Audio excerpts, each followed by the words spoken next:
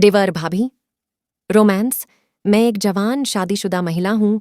मेरी उम्र करीब 28 साल है और मेरी करीब 1 साल पहले ही शादी हुई है। लेकिन पति विदेश में चला गया, जिसके बाद मैं अपने देवर के नज़दीक आ गई। सर्दी के मौसम में देवर ने पति की कमी को पूरा किया। दरअसल मेरी शादी सुकेश नाम के लड़के के साथ घर वालों ने की है, लेकिन जवानी के इस वक्त में पति मुझे छोड़कर विदेश चला गया, जिसके बाद मेरे लिए कुछ जिंदगी में रस नहीं रहा। पति भी विदेश में होने के चलते कभी कभार बात करता है। शादी से पहले मुझे विश्वास था कि मैं उससे प्यार करना सीख सकती हूँ, और मैंने किया भी। लेकिन वह अभी तक मुझसे प्यार नहीं कर पाया है। मैं हमेशा उसके प्यार के लिए तरसता रहती हूँ। मैं जब भी उससे बात करने की कोशिश करती हूँ, वह काम में व्यस्त होने की शिकायत करता है। उसके पास मेरे साथ वक्त बिताने के लिए बिल्कुल भी समय नहीं है। वह मुझ पर ज्यादा ध्यान नहीं देता। सच कहूं तो मैंने अपने जीवन में इतना अकेलापन शादी से पहले कभी महसूस नहीं किया था। सभी तस्वीरें सांकेतिक हैं। हम यूजर्स द्वारा शेयर की गई स्टोरी में उनकी पहचान गुप्त रखते हैं। वहीं इस कहानी में असली नामों को भी छिपा दिया गया है। इस्तेमाल किए गए नाम पूरी तरह से नकली हैं। वह मेरी ज़रूरतों को नहीं समझता था। सुकेश के साथ चीज़ें बेहतर नहीं हो पाने की वजह से मैं अपना सारा समय अपनी सास के साथ बिताने लगी। सौभाग्य से वह एक बहुत ही प्यारी और देखभाल करने वाली महिला है। वह भी मुझसे बात करना पसंद करती हैं। उनके साथ मेरा समय अच्छे से कट जाता है। लेकिन जब रात आती है तो मुझे भी लगता है कि दूसरी महिलाओं की तरह मैं भी अपने पति के साथ रोमांटिक पल बिताऊं। लेकिन मेरी किस्मत में ऐसा नहीं था।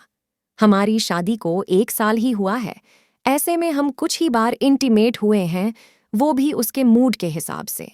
मेरी ज़रूरतों और चाहतों की उसने कभी परवाह नहीं की थी। मेरी कहानी। मैं 42 साल की हूँ। मेरे 10 साल छोटे लड़के से संबंध हैं, क्योंकि मेरे पति मेरी ज़रूरतों को नहीं समझते।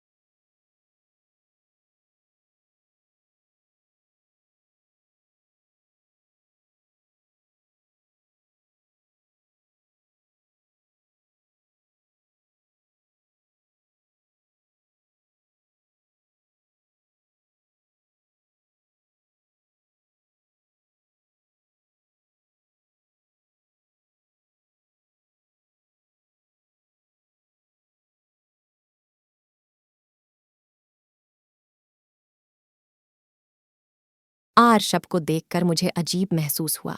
मैं अपनी शादी में बहुत ही कमज़ोर महसूस कर ही रही थी कि इस बीच विशाल का छोटा भाई आरशब न्यूजीलैंड से अपनी नौकरी छोड़कर भारत वापस आ गया। मैं उससे पहली बार मिल रही थी। मैंने उसे शादी में नहीं देखा था। ऐसा इसलिए क्योंकि उसे उस समय वापस आने के लिए वीज़ा नहीं मिला था। ऐसे में जब वह वापस आया तो मैं उसे देखकर पूरी तरह दंग रह गई।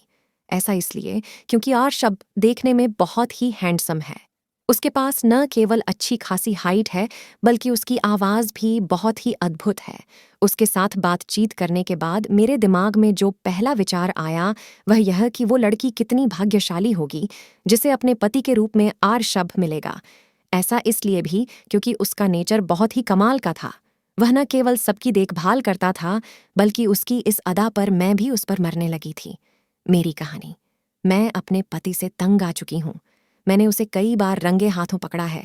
मैंने डेटिंग ऐप पर नकली प्रोफाइल बनाई, आर्शबा इतना हैंडसम था कि मेरा ध्यान उस पर से हट ही नहीं रहा था।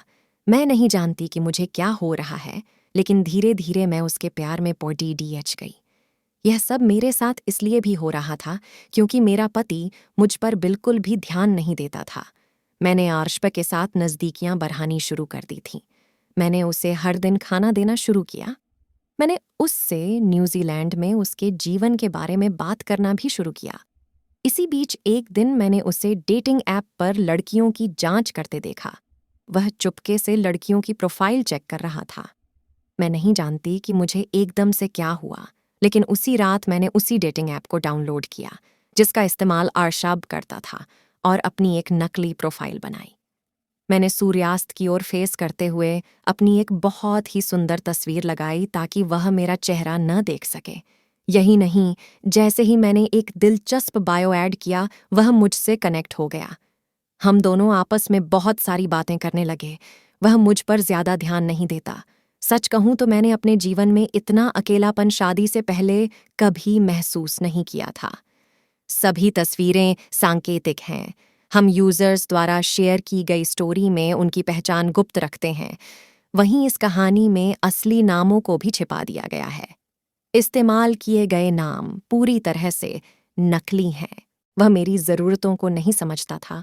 सुकेश के साथ चीज़ें बेहतर नहीं हो पाने की वजह से मैं अपना सारा समय अपनी सास के साथ बिताने लगी। सौभाग्य से वे एक बहुत ही प्यारी और देखभाल करने वाली महिला है। वह भी मुझसे बात करना पसंद करती हैं। उनके साथ मेरा समय अच्छे से कट जाता है। लेकिन जब रात आती है तो मुझे भी लगता है कि दूसरी महिलाओं की तरह मैं भी अपने पति के साथ रोमांटिक पल बिताऊं, लेकिन मेरी किस्मत में ऐसा नहीं था। हमारी शादी को 1 साल ही हुआ है। ऐसे में हम कुछ ही बार इंटीमेट हुए हैं, वो भी उसके मूड के हिसाब से। मेरी ज़रूरतों और चाहतों की उसने कभी परवाह नहीं की थी। आर्शब को देखकर मुझे अजीब महसूस हुआ। मैं अपनी शादी में बहुत ही कमज़ोर महसूस कर ही रही थी कि इस बीच विशाल का छोटा भाई आर्शब न्यूजीलैंड से अपनी नौकरी छोड़कर भारत वापस आ गया। मैं उससे पहली बार मिल रही थी। मैंने उसे शादी में नहीं देखा था। ऐसा इसलिए क्योंकि उसे उस समय वापस आने के लिए वीज़ा नहीं मिला था। ऐसे में जब वह वापस आया तो मैं उसे देखकर पूरी तरह दंग रह गई। ऐसा इसलिए क्योंकि आर्शब देखने में बहुत ही हैंडसम है। उसके पास न केवल अच्छी खासी हाइट है, बल्कि उसकी आवाज़ भी बहुत ही अद्भुत है। उसके साथ बातचीत करने के बाद मेरे दिमाग में जो पहला विचार आया वह यह कि वो लड़की कितनी भाग्यशाली होगी जिसे अपने पति के रूप में आर्शब ही मिलेगा। ऐसा इसलिए भी क्योंकि उसका नेचर बहुत ही कमाल का था। वह न केवल सबकी देखभाल करता था, बल्कि उसकी इस अदा पर मैं भी उस पर मरने लगी थी। मेरी कहानी। मैं अपने पति से तंग आ चुकी हूँ। मैंने उसे कई बार रंगे हाथों पकड़ा है। मैंने डेटिंग ऐप पर नकली प्रोफाइल बनाई। आर्शब इतना हैंडसम था कि मेरा ध्यान उस पर से हट ही नहीं रहा था। मैं नहीं जानती कि मुझे क्या हो रहा है, लेकिन धीरे धीरे मैं उसके प्यार में पैडी गई। यह सब मेरे साथ इसलिए भी हो रहा था क्योंकि मेरा पति मुझ पर बिल्कुल भी ध्यान नहीं देता था। मैंने आर्शब के साथ नज़दीकियां बढ़ानी शुरू कर दी थीं। मैंने उसे हर दिन खाना देना शुरू किया। मैंने उससे न्यूजीलैंड में उसके जीवन के बारे में बात करना भी शुरू किया। इसी बीच एक दिन मैंने उसे डेटिंग ऐप पर लड़कियों की जांच करते देखा। वह चुपके से लड़कियों की प्रोफाइल चेक कर रहा था। मैं नहीं जानती कि मुझे एकदम से क्या हुआ, लेकिन उसी रात मैंने उसी डेटिंग ऐप को डाउनलोड किया जिसका इस्तेमाल आर्श भी करता था, और अपनी एक नकली प्रोफाइल बनाई।